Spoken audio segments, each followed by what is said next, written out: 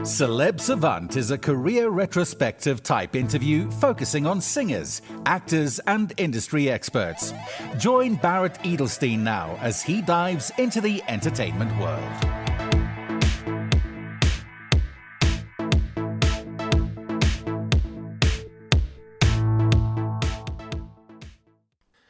Lauren Mayhew is an American singer, DJ, actress, and content creator.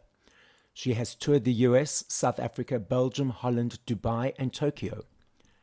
Lauren has also starred in Showtime's Dexter, CSI, Law & Order, Fox's 911, NBC's Blacklist, and most recently CBS's FBI Most Wanted.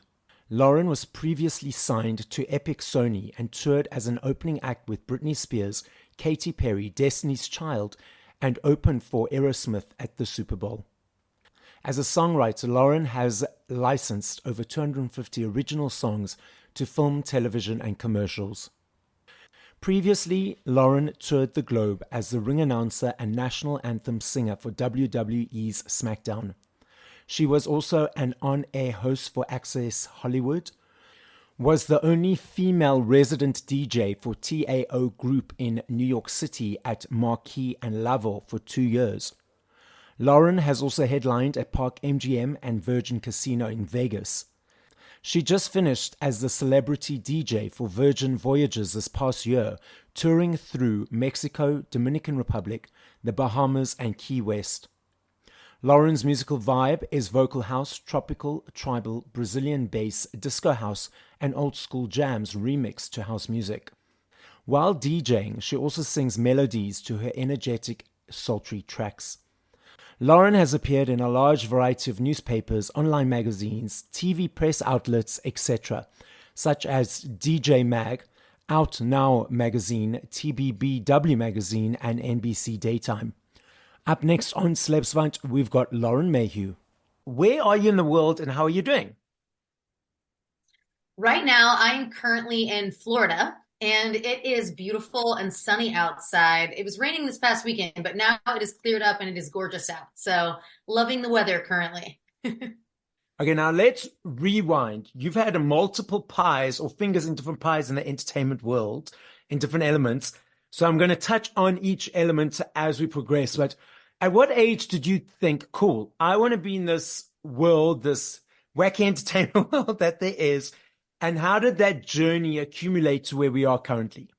I guess I started acting and singing probably around the age of 9 or 10. So living in Florida, in Tampa, I was pretty close to Orlando where there was a lot of like WB and Nickelodeon TV shows and commercials and things like that that shot there. So as a kid, I was on a TV show called The Reppies that I shot 64 episodes of. It was on PBS. And then I started going with my family on family vacation trips to New York. And when I ended up booking on one of the trips, I ended up getting a series regular role on a soap opera called Guiding Light. And so, my parents were incredibly, incredibly supportive. And so just instead of, they treated basically my acting as if it were soccer practice or gymnastics or anything else like that. And so my mom would travel with me and I probably went back and forth from New York to Florida, probably at least 4 times a month. So that was a lot. I have to say it got a lot easier once I was in college because I ended up moving from Florida to LA. And for the first time, I was actually in the city that I needed to be working in. So that definitely made it easier in that sense. Okay. And then what were the next steps from there? Right. Okay. So once I moved to LA, I still continued acting and singing. I was in a bunch of different TV shows and feature films. So everything from Dexter to CSI to Law and Order. I was in American Pie band camp, did this movie with Hilary Duff called Raise Your Voice. And then even when I graduated college, I did about a year-long stint as the ring announcer and national anthem singer in the WWE, which was also crazy, totally different than anything I had done before. And it was kind of after that point when I finished doing the WWE stuff that I started DJing. So DJing is what came last. And I started playing out first in LA and in San Francisco and just other places around California. And it kind of blew up from there. I think that some people, when they looked at my resume, and saw all these different places that I'd performed at, like the Super Bowl and things like that. That was with my girl band when I was a singer.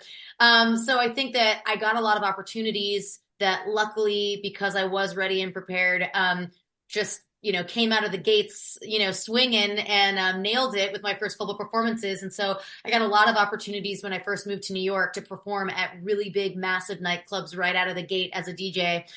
So I was really the only female DJ resident at the time for Lavo and Marquee, which are arguably two of the largest clubs in New York. So that was really cool.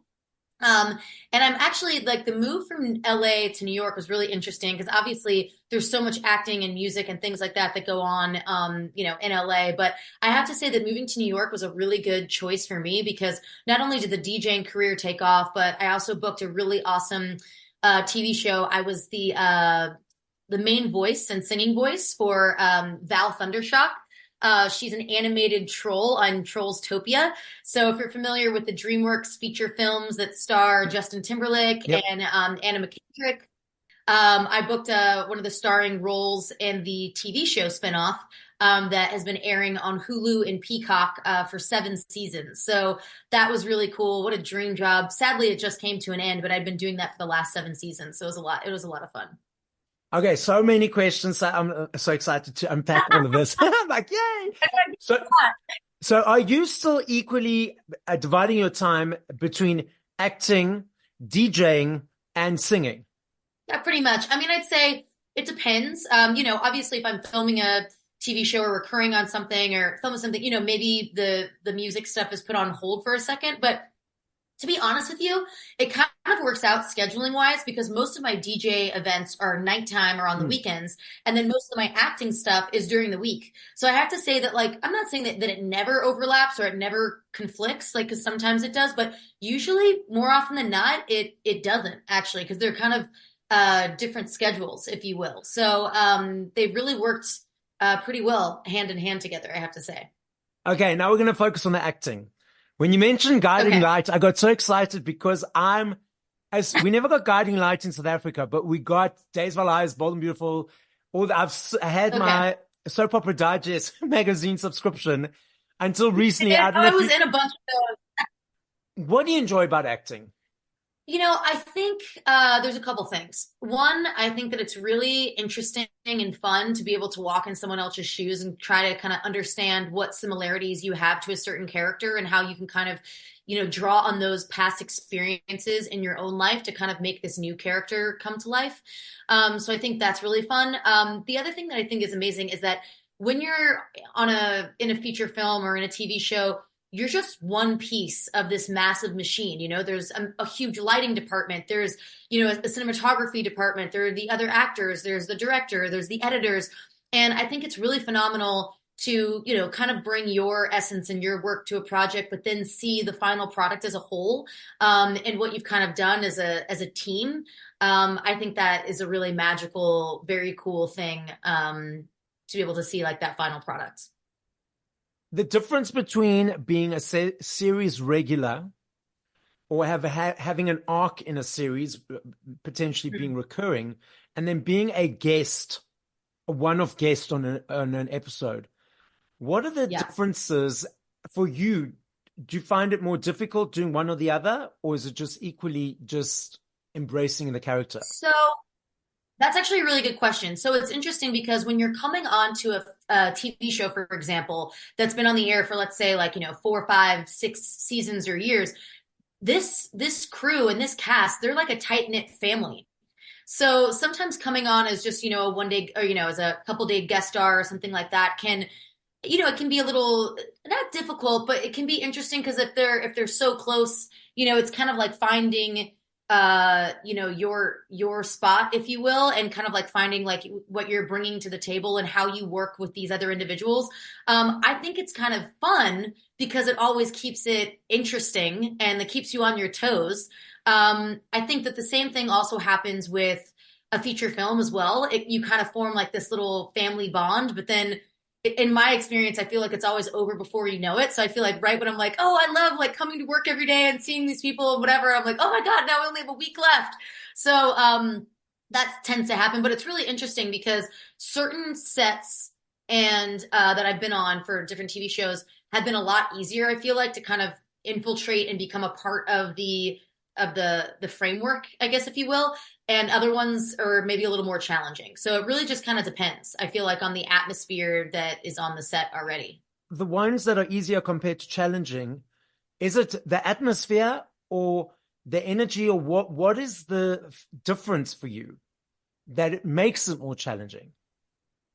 Well, I think just like, just when you meet people in real life, whether it's in any industry, whether it's a coworker Yeah. or whether there's certain people that you just gel with and Okay, connect got with it. more instantaneously. Mm, And you never really know that until you're there and you're in the moment. And each set, the overall vibe and energy and atmosphere of a set can be totally different, like set to set, and depending. So I think that that's created not only by the actors and by by the different people working behind the scenes, but, also I think it's maybe as the individual actor, the energy that you bring to that. I try to be very respectful of, what they kind of have already going on, and like how, everyone has like a different way of, when they want to block and how they collaborate together and all these sorts of things. So, but I'd have to say though, on a lot of the procedural shows, they are very used to having multiple guest stars because they have a ton of guest stars every mm, single week because they're kind of telling a new little vignette or story yeah. within the bigger arc, like the longer story. So I think, a lot of them, depending on the series, are more used to having a ton of guest stars. Now, going back to soaps, I'm a huge proponent for the soaps. I cheer them on. And a lot of people think, whatever. But soap actors work damn hard, learn so many scripts, memorize it. Did you feel having that foundation and that boot camp, so to speak, propelled you to tackle many other elements in the entertainment world? For sure. I mean, it's definitely being a soap actor is very different than most other acting, I'd say, film or TV or Yeah. otherwise, because it's churn and burn. Yeah. You're doing a new episode every single day. So just Yes. like you said, you are learning an insane amount of copy. So definitely in terms of, root like memorization skills, like for sure that was incredibly helpful. Also, too, you're having to remember a lot of things because you're not doing it as many times. Like they don't usually like turn around and do different camera angles. They're shooting all of the camera angles kind of at once. So it's almost like stage acting, or theater in that way where you have to kind of remember to like turn out and cheat and stuff like that a little bit because instead of shooting the scene multiple times and then just changing the camera angles or rearranging the world, they shoot it all at once. So you really have to be aware of not only your blocking, but also your eye line and where the other cameras kind of are in the space. So I'd say it requires you to have just a lot more awareness than maybe you would need to have in other film and TV, if that makes sense. Now, coming off of a soap where they do an episode a day and then going into a television and movies where they repeat the scenes from different angles and that, did you ever find, because you had that speed and knowledge of that speed, did you ever find that other elements a little bit, I wouldn't say boring, but a little bit frustrating? Is like, okay, I'm doing this again. Actually, no, because for me, I think that you can get a lot more nuance and a better performance when you're kind of like just focusing on that one thing. And when like, okay, this is what the framing is. It's going to be, waist up or just super close on my face, etc. I think that it helps you as a performer be able to like just be able to focus on like, oh, okay, this is what the purpose of this shot is. Yeah. So I think that that's actually kind of helpful. The only way that I would say that it's kind of difficult sometimes is especially if it's a very, very emotional scene. I've had situations where the director has shot the wide shots first and then they punch in for the close-ups. And it's hard sometimes if you've been like crying and crying and crying or like yelling at the top of your lungs or whatever to kind of continue to have to muster up that same emotion over and over again, especially when the last few takes are the ones that are like directly close up on your face. Sometimes that can be very hard for an actor just because it's hard to get to that emotional place again and again and again. So I've had that happen before where they're like, now punch in. And I'm like, oh shit, we haven't done the close-ups yet. Crying as an actress or as an actor, how I know each actor has a different way of doing it, but how do you tap into that?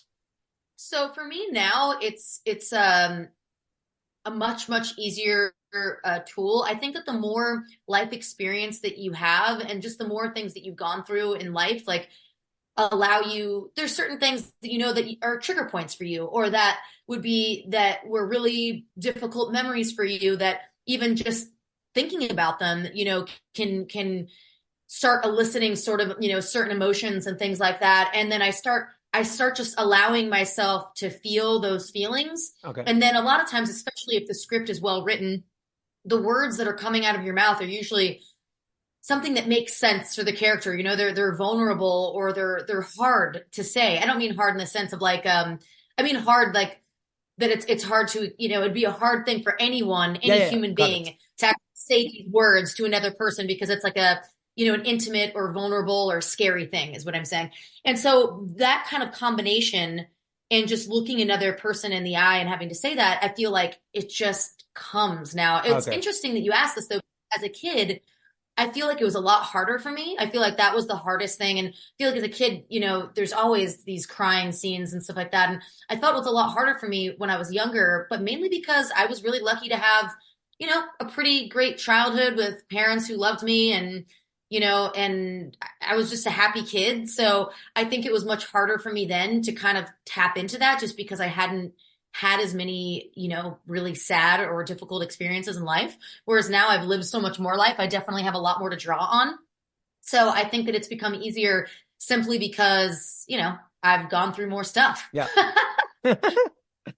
Now, being a voice artist, for example, you mentioned the Troll Show. What is it like being that voice artist, of being the voices, not knowing how it's going to turn out, and then seeing it? There's a huge difference, obviously, between that and being in front of the camera. Like I do know what it's going to look like, because they have what's called like what's called like an enigmatic, and so I can kind of watch like parts of the scene and stuff, like, or just like it's not like the full 3D version of the drawing, but it's like like a sketch, if you will. So I can kind of get a sense of like maybe what the world is going to look like. I obviously already know what my character and the other characters look like, so I have some semblance of an idea. But they do then finally animate to my voice. So like I do the voice first, and then they animate. But then sometimes we have to maybe change things for legal, or just change certain dialogue because maybe the episode is running a little long, or maybe they just felt like a certain joke didn't work, so they want to change it for another thing. So then they'll have these kind of like series of beeps. I'll be like visually watching the animation, but also listening to these beeps, and then I'll hear what I did before, and then I'll try to kind of similarly match the tone and feeling and emotion, while changing whatever the tweak is in the dialogue that needs to be tweaked or changed or whatever. So that definitely takes a little bit of getting used to. I'd say that I may have caught on to it slightly faster than maybe some other voiceover actors, only because as a singer, I'm used to having to double my own vocals to punch in and like, re-record something or match something that I've already done, because, I'm trying to do that same vocal, but as a harmony, like a higher harmony or a lower harmony or octave or something like that. So I feel like I've just had more practice in terms of being able to mimic my own performance and what I've already done. So that was definitely like a helpful tool, I guess I could draw from to help myself while being in there. But I have to say the producer of the show, Matt Bean, he was absolutely phenomenal. Like working with him, all the other actors that were a part of it, they're so talented. Like it gives you so much to work with and so much to draw from.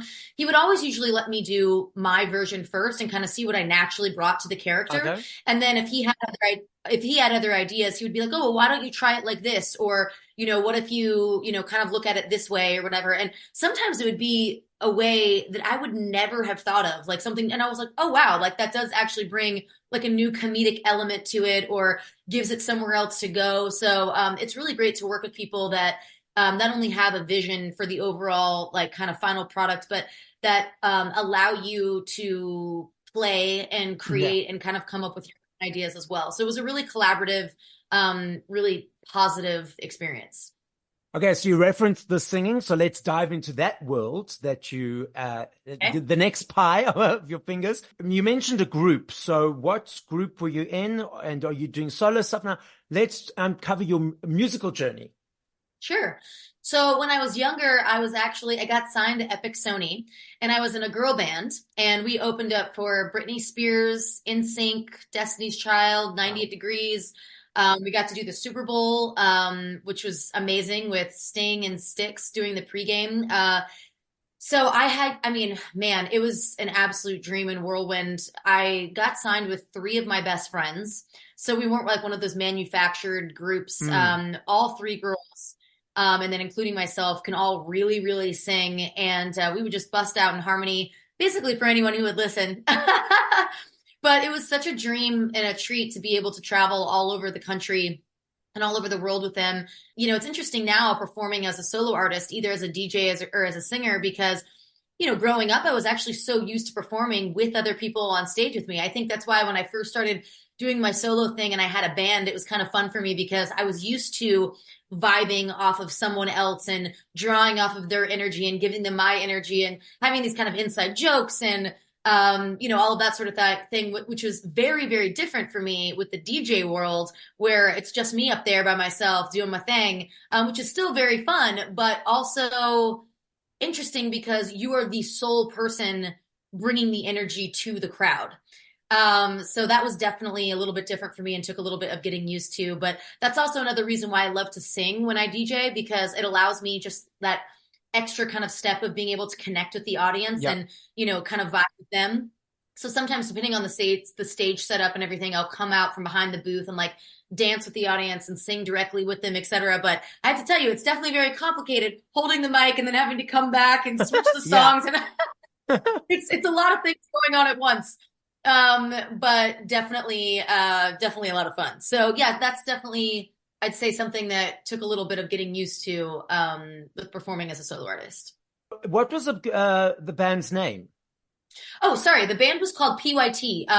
Pretty Young Things, like the Michael Jackson song. So we were Yes. signed to Epic Sony. We were signed to the same label as Michael Jackson. Mm. And yeah, we had found this contest in a magazine saying become a pop diva, and we were like, this sounds awesome. We were 12 years old. We were like, yeah, we want to be a pop diva. This sounds like a blast. So we just recorded a song and submitted it, and before we had a chance to even submit it to the contest, a director of a group that we were singing in Florida knew two A&R guys at Epic Sony, and they had said that they were looking for, the next big girl group, big, whatever thing. And she was like, you know what? I actually have these girls. They're kind of on the younger side, but I think that you would love them. They're crazy talented. And so a day or two later, they flew down to Florida. We met with them, and within a week from conception to getting signed, it literally took a week. Wow. And then we were recording and out on tour with Britney Spears, I think not even a month later. So it was, I mean, so quick. How long did you guys stay together for?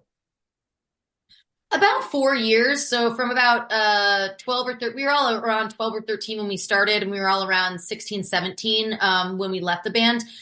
I was the only one who was acting and doing other stuff prior to the group. Yeah. And I have to say, I did miss a lot of the acting. It's interesting because back then, the music industry and the film and TV industry didn't really work as well together. Yeah. I think that, Sony kind of saw all my acting stuff as kind of a distraction. Like they just wanted me to be out on tour 24/7 or working on my next album or, in dance rehearsals or whatever it was. Whereas nowadays, I feel like it's totally different. Like if a label could have one of their artists be on a TV show, they would love it. And vice versa. If a, TV show had an actor that then was going to go off on tour and perform, they would love that or whatever as well. I feel like they look at it now as it's just bringing more eyeballs, bringing more attention to, the project. And I feel that, those sorts of performers are looked at more as a brand, today rather than just a singer or are you an actor? Like it's so interesting to me back in the day how everyone wanted to force me to be in one box or the other. I'm like, I know this is mind boggling, but I do both things. But now, so it was just crazy.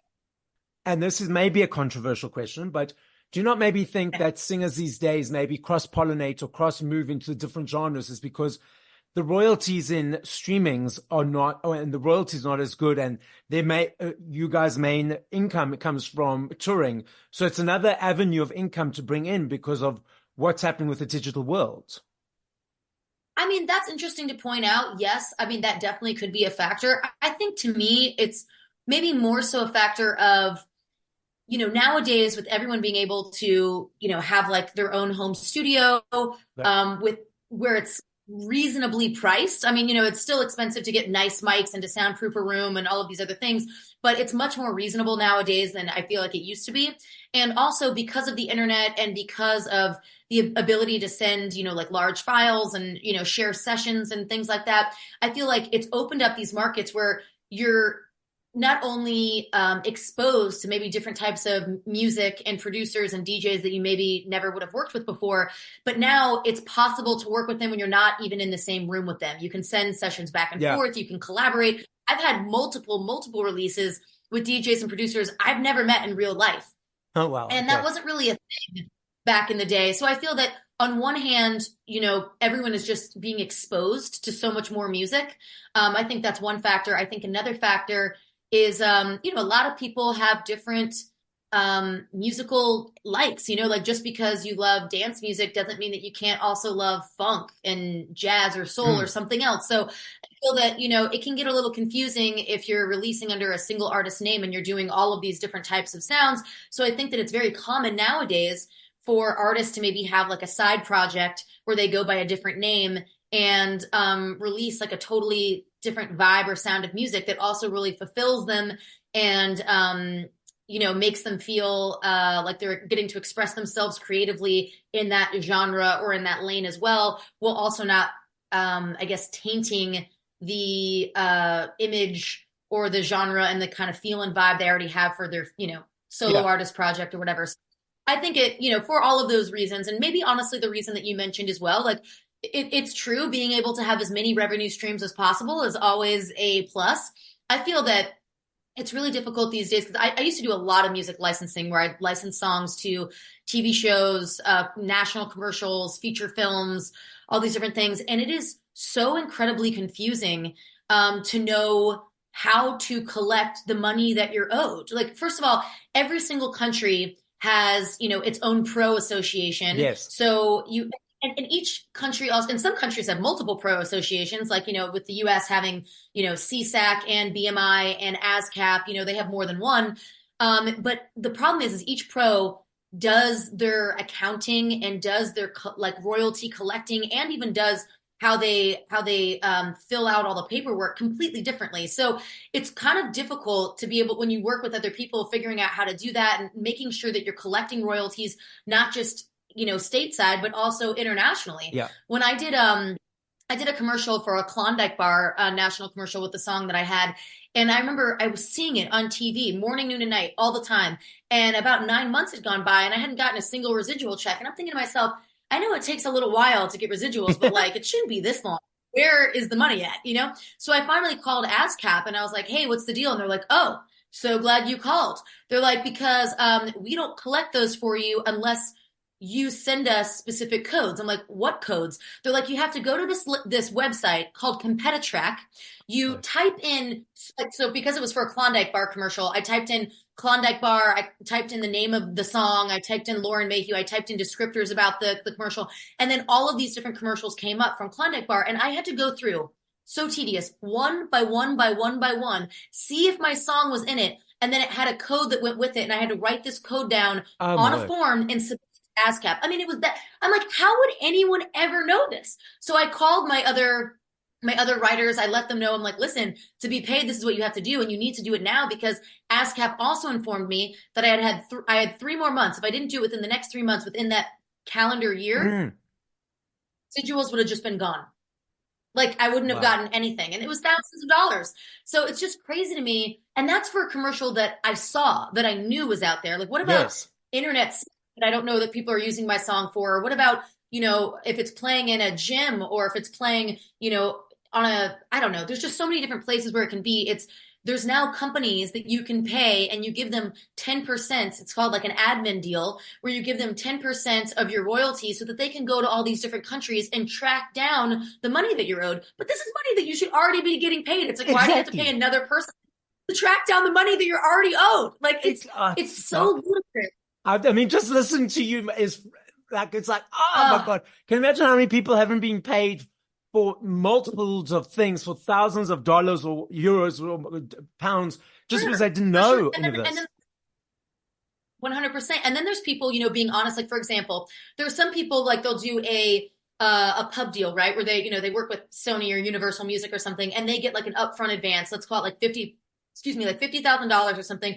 And that basically goes towards them to be able to like live and, do their thing and write new music. And it's kind of an advance. So like basically once their music starts making money, the label would then take that money back. And then once past that initial signing fee, then you start making royalties on top of that. Well, another way to do it is working with independent publishing companies, where each publishing company will only take a percentage of a song that they license for you. So if I have a song, and let's just say it's called Gone or whatever, and if I license that song, none of these publishing companies get a cent. But if they license it to a commercial or a TV show, then they would get a percentage on that specific license. Now, a lot of these have a time frame of when they're, collecting these residuals for. So I had it just because, this owner of this company, it was called Crucial Music, was so honest and like forefront. He basically came to me and he said, hey, listen, our deal ran out like 2 years ago, but I just got these residuals from like an internet ad that we had done. And technically I'm not supposed to be collecting on your song anymore, but all of your money came to me. He's like, so what's your updated address? I'll write you a check and send it to you. And that's just because he's such an honest, amazing human. But what about the people that aren't? Yes, totally. Yeah, you want to believe that everyone would. But, even if it's not, that nefarious, it could just be someone who's not paying as much attention to their bookkeeping and like didn't realize that the contract had already expired and, just doesn't know and collects the money and is not paying attention to it because they're working with so many different artists. So anyways, long story short, it is just a nightmare collecting money and royalty artists in general. And I feel like the more that I learn about the royalty and licensing game, the more I feel like I know nothing.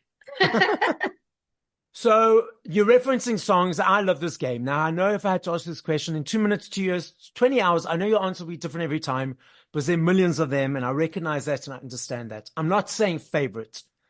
I'm saying top of mind. But if you had to play 5 songs by other artists once we finish this conversation, what would those 5 songs be and by who? Okay, so there are some phenomenal DJs that I love that are not necessarily, I feel like unless you're into the dance scene, the dance music world, like you may or may not know them, but they are just popping off and doing great.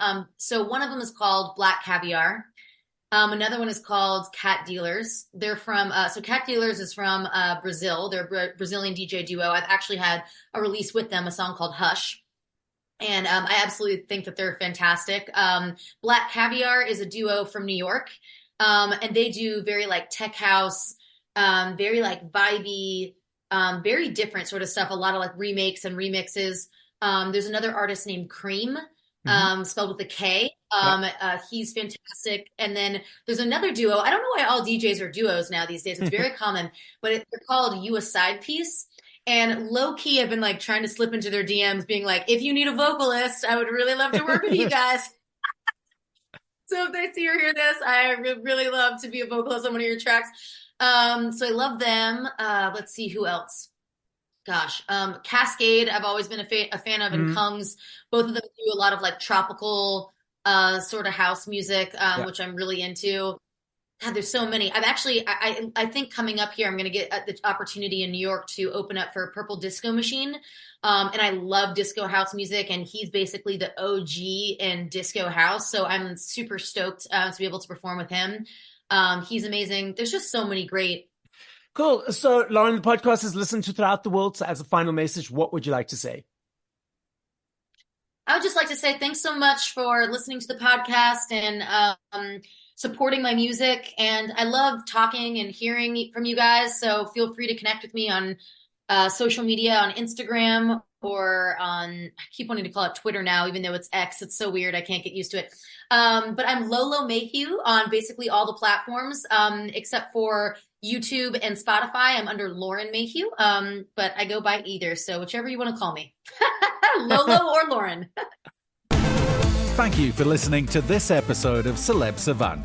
Please follow Barrett on TikTok, Instagram, YouTube, and Facebook at Celeb Savant. That's CelebSavant.